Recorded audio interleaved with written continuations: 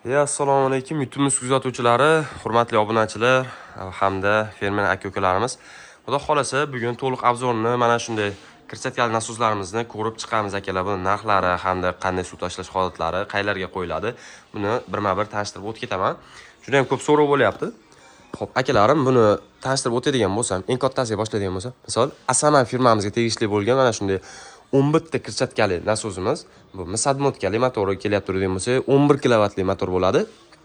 Hamda 25 tonna suv tashab beradi. 143 mm dagi aylanma diametri garantiyalari bor misadmotkali bu. Hamda kichikroq variantingizga kelgan bo'lsa, 8 talik kirchatkalimiz mavjud. Misadmotkali, bu ham 11 kilovatli bo'ladi.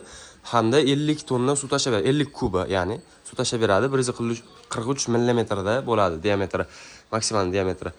Xo'p, akalarim, bular narxlari kerakkan bo'lsa, pastda nomer qoldiraman. Bemalol telefon qilib murojaat qilishlari mumkin, so'rab bilishingiz mumkin.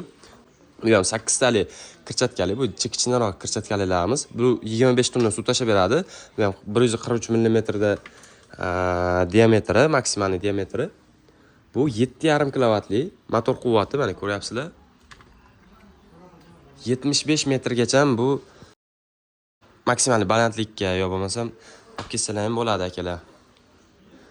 Va bundan ham kichikroq variantimizni qidiryapti turgan akalarimiz uchun mana 1, 2, 3, 4 ta kirchatkali, katta kirchatkalarimiz bor.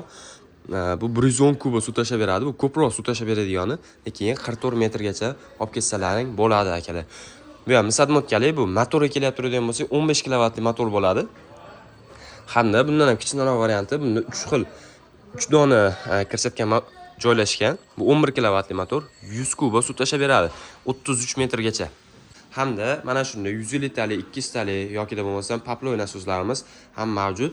Videomiz yoqqan bo'lsa, like tugmasini bosib qo'yish esdan chiqmasin. Bizni profilga kirib, bundan qiziqarliroq nasoslarimizni chiqarish holatlarini bemalol ko'rishlar mumkin.